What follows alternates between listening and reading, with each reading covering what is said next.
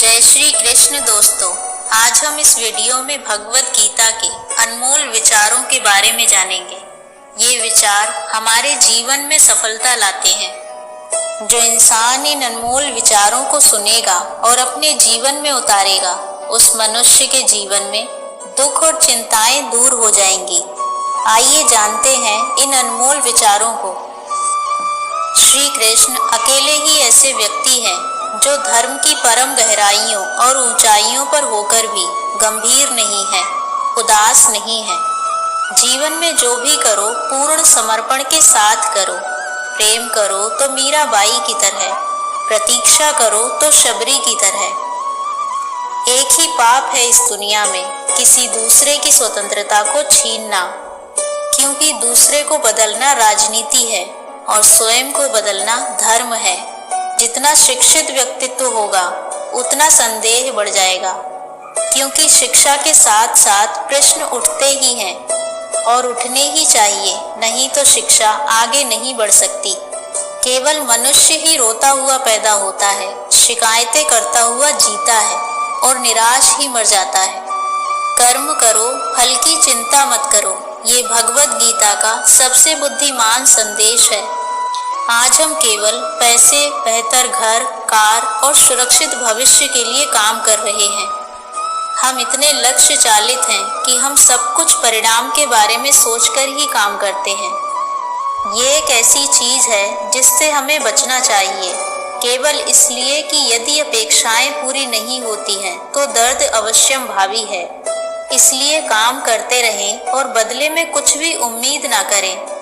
जो व्यक्ति मैं और मेरा की भावना से मुक्त हो जाता है, उसे जीवन में शांति की प्राप्ति होती है। आत्मज्ञान की तलवार से काटकर अपने हृदय का अज्ञान और संदेह अलग कर दो।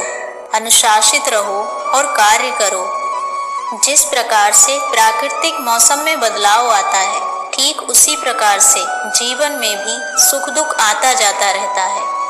वो कभी स्थायी नहीं रहता है। इस जीवन में ना कुछ खोता है, ना व्यर्थ होता है। जो लोग परमात्मा को पाना चाहते हैं, वो ब्रह्मचर्य का पालन करते हैं। भगवान श्री कृष्ण कहते हैं कि मैं इस संसार की सुगंध हूँ, अग्नि की ऊष्मा हूँ और समस्त जीवित प्राणियों का आत्म संयम हूँ। जो व्यक्ति सभी इच्छाएं त्याग देता है, उसे शांति की प्राप्ति होती है। श्री कृष्ण कहते हैं, संपूर्ण संसार में जब पाप और अधर्म बढ़ता है तो मैं धर्म की पुनर्स्थापना के लिए धरती पर अवतार लेता हूँ। जैसे अंधेरे में प्रकाश की ज्योति जगमगाती है, ठीक उसी प्रकार से सत्य की चमक भी कभी फीकी नहीं पड़ती। इसलिए व्यक्ति को सदैव सत्य बोलना चाहिए। इसमें कोई शक नहीं है, ऐसा कुछ भी चेतन या अचेतन जो मेरे बिना अस्तित्व में रह सकता हो। परिवर्तन ही संपूर्ण संसार का नियम है। इसलिए व्यक्ति को कभी अपने वर्तमान पर घमंड नहीं करना चाहिए। जिसने जन्म लिया है उसकी मृत्यु भी निश्चित है और मृत्यु के पश्चात पुनर्जन्म भी निश्चित है। मनुष्य का संपूर्ण शरीर 5 तत्वों से मिलकर बना है, अग्नि, जल, वायु, आकाश और पृथ्वी। और अंत में उसके शरीर को इन्हीं 5 तत्वों में ही विलीन हो जाना है। व्यक्ति को अपने आप को सदैव ईश्वर को समर्पित कर देना चाहिए, तभी वो दुखों, चिंताओं और परेशानियों से मुक्त रह सकता है। प्रत्येक बुद्धिमान व्यक्ति को क्रोध और लोभ त्याग देना चाहिए, क्योंकि इससे आत्मा का पतन होता है। तुम बिना किसी कारण के चिंता करते हो और बेवजह ही घबरा जाते हो। तुम तो आत्मा हो जिसे ना तो कोई मार सकता है और ना ही जला सकता है। यही जीवन की सच्चाई है जिसे प्रत्येक व्यक्ति को जानना चाहिए। ना तो ये शरीर तुम्हारा है और ना ही तुम इस शरीर के मालिक हो। ये शरीर 5 तत्वों से बना है और ये शरीर इन्हीं 5 तत्वों में विलीन हो जाएगा।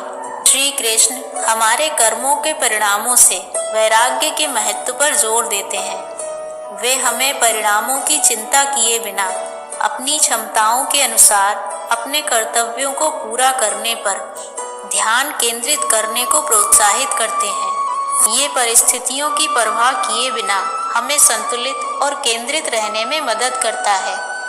श्री कृष्ण हमें दूसरों की निस्वार्थ सेवा का मूल्य सिखाते हैं। वो हमें बदले में कुछ भी उम्मीद किए बिना सेवा करने के लिए प्रोत्साहित करते हैं। दूसरों के लिए हमारे प्यार और कृतज्ञता व्यक्त करने के साधन के रूप में। इससे हमें दूसरों के प्रति दया और सहानुभूति की भावना पैदा करने में मदद मिलती है। श्री कृष्ण हमारे विचारों, शब्दों और कार्यों के प्रति सचेत और जागरूक होने के महत्व पर जोर देते हैं। जहां हम चुनौतियों और कठिनाइयों का सामना करने में शांत और सचेत रहने में सक्षम होते हैं। श्री कृष्ण हमें दैवीय शक्ति में विश्वास रखने का मूल्य सिखाते हैं। वो हमें अपने अहंकार त्यागने और ब्रह्मांड में विश्वास को समर्पित करने के लिए प्रोत्साहित करते हैं। श्री कृष्ण हमें आंतरिक सुख और शांति के महत्व को सिखाते हैं।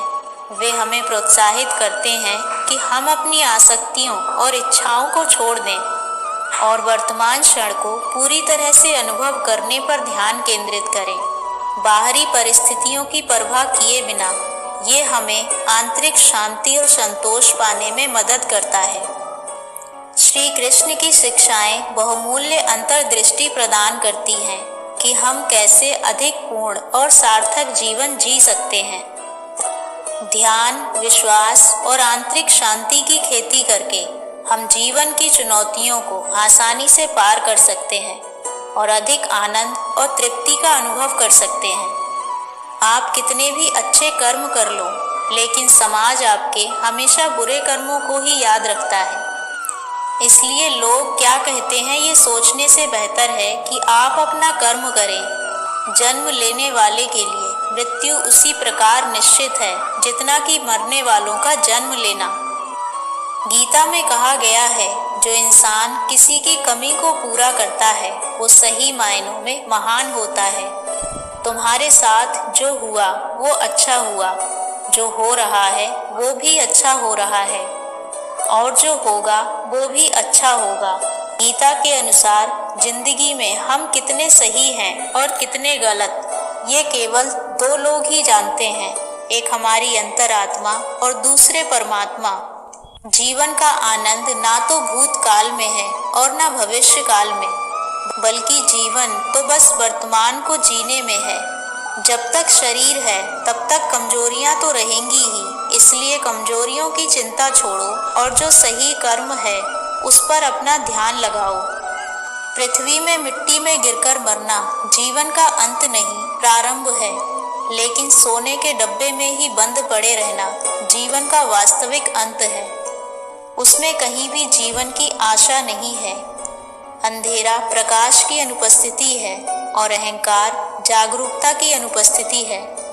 समय कठोर शिक्षक है, वो इम्तिहान पहले लेता है, शिक्षा बाद में देता है। ज्ञान हमेशा मुक्त करता है। अगर हार के बाद भी तुम मौज से नाच रहे हो तो जीत तुम्हारी हुई। सम्मान की आकांक्षा वही करता है जो अपनी नज़र में असम्मानित हो।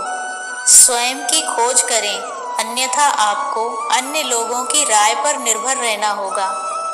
चित्त सरल हो, स्वतंत्र हो और शून्य हो, वही अनंत की अनुभूति करता है।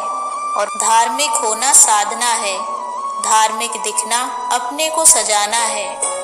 जहाँ पर डर खत्म होता है वहाँ से जीवन शुरू होता है।